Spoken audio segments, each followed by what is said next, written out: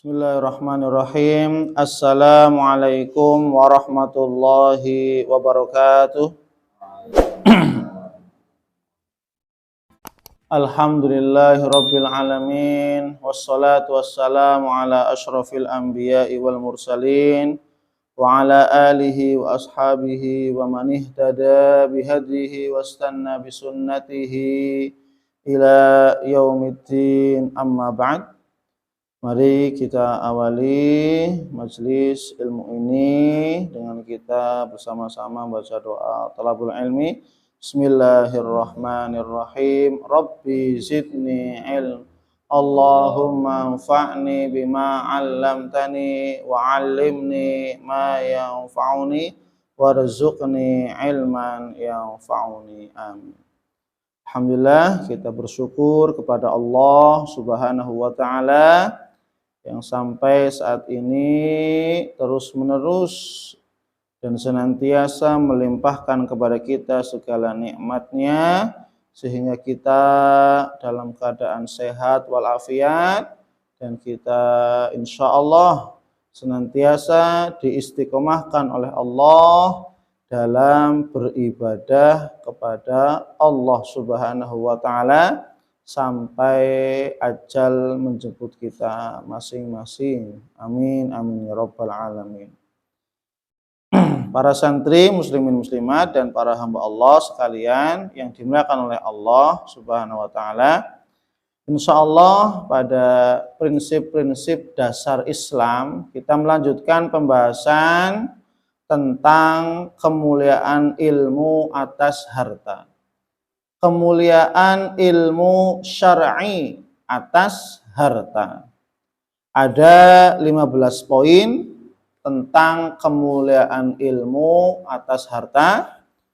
Kemarin kita sudah sampai poin yang ke-12 dan insya Allah kita akan lanjutkan dan selesaikan, yaitu poin yang ke-13, 14, dan 15.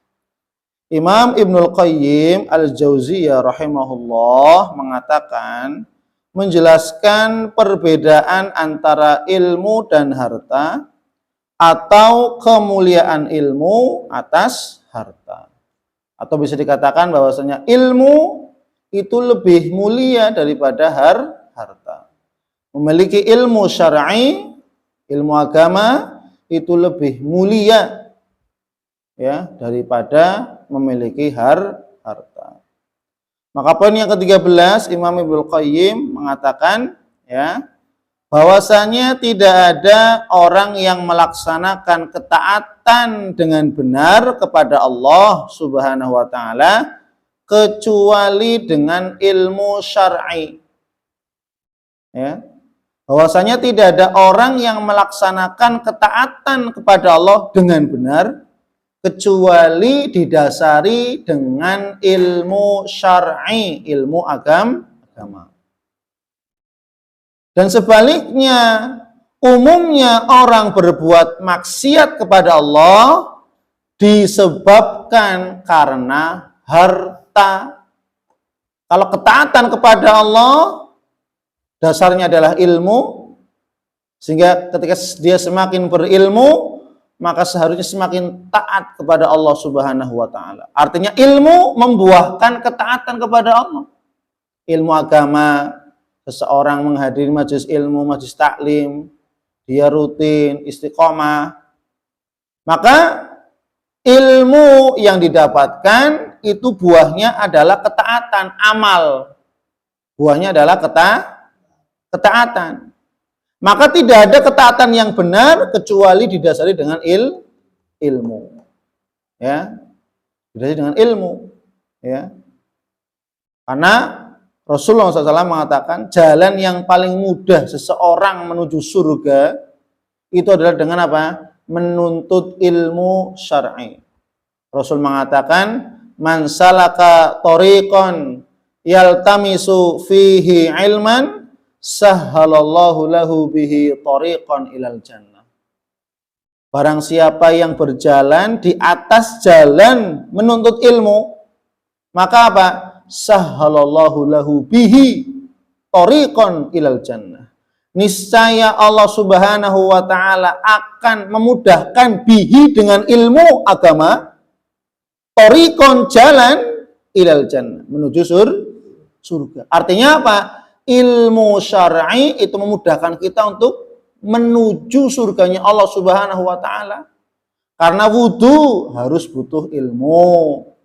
Salat yang baik dan benar sesuai dengan contoh dari Rasul harus butuh ilmu. Puasa harus butuh ilmu. Umroh, haji harus butuh ilmu. Zakat harus butuh ilmu. Sabar juga butuh ilmu. Ikhlas juga butuh ilmu. Semuanya ilmu. Ilmu syar'i. Ya. Maka ketaatan yang benar ya hanya didapati oleh orang-orang yang senantiasa istiqomah menghadiri majelis ilmu dan memperoleh ilmu syar'i. Sebaliknya, rata-rata orang berbuat maksiat itu apa? Karena harta. Karena cinta dunia, ketamakan, kerakusan kepada harta dan dunia, sehingga apa? Menyebabkan banyak orang bermaksiat kepada Allah. Karena sifat harta itu apa? Para imam tabi'in mengatakan summiyal malu malan, dikatakan harta sebagai mal dalam bahasa Arab li'annahu yumilul qulub. Karena harta itu apa? Karena harta itu mencenderungkan ya atau melencengkan hati yang tadinya taat menjadi sesat. Ya, jadi mencondongkan hati ya kepada kesesatan. Itu biasanya gitu. Karena sifat harta itu tadi memalingkan ya, amala yumil, memalingkan, mencondongkan kepada salah satu. Yang tadinya taat gara-gara punya harta, lalai sehingga apa? Tidak taat, maksiat. Yang tadinya dapat hidayah gara-gara punya harta, dia lalai kepada sehingga apa? Berubah hidayahnya menjadi kesesatan. Artinya apa? Memalingkan hidayah kepada kesesatan dan memalingkan ketaatan kepada kemaksiatan. Ini sifat harta. Maka rata-rata cenderung orang-orang yang tidak kuat ilmu agamanya, tidak kuat imannya, ketika diberikan harta, maka harta ini apa? Yumilul qulub, memalingkan hatinya dari yang tadinya taat kepada Allah menjadi maksiat. Dari yang tadinya mendapatkan hidayah sehingga apa? Berubah menjadi kesesatan. Naudzubillah min dzalik. Itu disebabkan ketika apa? Tidak adanya pondasi iman atau ilmu agama. Maka ilmu agama itu menjadi dasar untuk kita mengerjakan amal solih yang sesuai dan ketaatan yang benar kepada Allah Subhanahu wa ta'ala. Kemudian yang ke-14 adalah orang-orang yang cinta mengumpulkan harta dan tamak kepada dunia, ya, orang-orang yang cinta kepada harta, mengumpulkan harta, tamak, rakus kepada dunia, maka hakikatnya adalah kefakiran jiwa.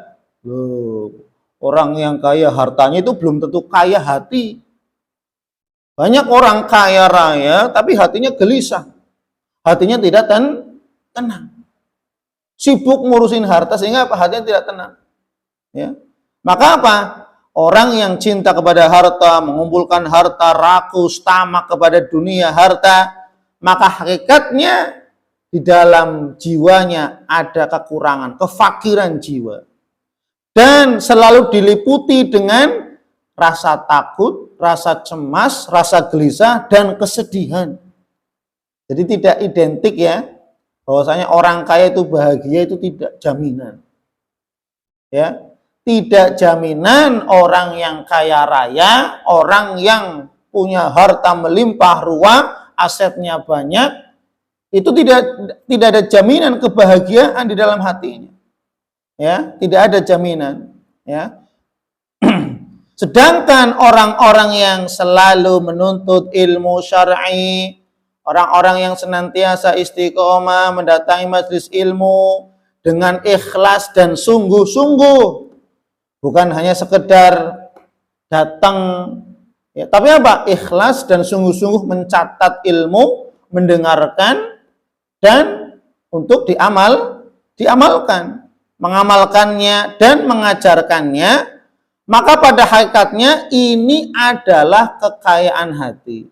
Ya, orang-orang yang istiqomah nuntut ilmu, sungguh-sungguh ikhlas, mengamalkannya dan mengajarkannya kepada orang lain untuk mengamalkan apa yang kita amalkan, maka pada hakikatnya ini adalah kekayaan hati. Tuh, ini adalah kekayaan hati. Semakin banyak ilmunya, maka dengan ilmunya dia semakin takut kepada Allah Subhanahu wa taala dan merasakan kebahagiaan dengan ilmu yang menumbuhkan rasa takut kepada Allah. Karena memang dasar ilmu adalah, Imam Ahmad bin Hanbal mengatakan aslul ilmi khasyatullah. Dasar daripada ilmu adalah rasa takut. Kalau orang banyak ilmu tidak ada rasa takut, maka ilmunya tidak bermanfaat. Maka hakikatnya ketika dia semakin banyak ilmunya, harusnya semakin takut kepada Allah Subhanahu wa ta'ala, dan dengan rasa takutnya kepada Allah sehingga dia merasa bahagia, merasa tenang, merasa tentram, ya. Kenapa? Karena dia memiliki kekayaan hati, memiliki ilmu, yang dengan ilmunya dia semakin takut kepada Allah. Ketika dia semakin takut, maka dia semakin istiqomah, ikhlas, bersungguh-sungguh dalam beribadah kepada Allah Subhanahu wa ta'ala, dan dengan itulah kebahagiaan dapat dirasakan oleh diri kita. Kemudian yang ke-15, kemuliaan ilmu atas harta yang terakhir atau yang ke-15 adalah orang kaya apabila sudah meninggal dunia tidak akan disebut-sebut lagi namanya. Orang-orang kaya tidak akan lagi disebut-sebut lagi namanya, tidak akan lagi disebut-sebut, ya. Sedangkan apabila orang berilmu atau para ulama meninggal dunia, maka ilmunya dan karya-karyanya akan selalu disebut dan dikenang sepanjang masa. Contohnya apa? Imam Al-Bukhari, para imam al-hadis, Abu Daud, Tirmidzi, ya, An-Nasai, ya, dan seterusnya, Imam Bukhari, Imam Muslim, ya, para sahabat, ya, mereka orang-orang yang istiqomah dalam menuntut ilmu. Sehingga apa? Setiap orang baca Quran hadis atau baca hadis Rawahul Bukhari disebut-sebut namanya. Di mana masa orang-orang kaya yang baik gitu ya? Orang kaya yang baik pada zaman Imam Bukhari disebut enggak? Tidak. Orang-orang kaya yang baik gitu loh, tidak disebut. Tapi orang-orang yang berilmu senantiasa disebut dengan apa? Dengan ilmunya dan karya-karyanya. Maka apa? Rawahul Bukhari, rawahu Muslim, muttafaqun alaih, rawahu Tirmidzi, rawahu Daruqutni, rawahu Al-Baihaqi, ya, Imam Syafi'i, Imam Abu Hanifah, Imam Malik, ya, Imam Ahmad bin Hanbal dan yang lainnya, ya. Mana orang-orang kaya pada zaman mereka? Yang baik loh, orang kaya yang baik saja coba. Tidak nampak, ataupun nampak ketika diceritakan, tapi secara keilmuan tidak. Ya, maka orang-orang ahli ilmu yang ikhlas ketika meninggal dunia, maka ilmunya, pengetahuannya, dan karya-karya tulisnya adalah sebagai peninggalan yang akan senantiasa disebut-sebut dan akan dikenang sepanjang masa. Sampai akhir kiamat Imam Bukhari selalu disebut. Rawahul Bukhari, rawahu Muslim, rawahul Baihaqi, rawahul Hakim, rawahu Tirmidzi, muttafaqun alaih. Selalu disebut sampai kapan? Hari kiamat. Ini ahli ilmu. Ahli ilmu. Ustadz fulan, bisa disebut-sebut. Ya. Ini kemuliaan ilmu atas harta.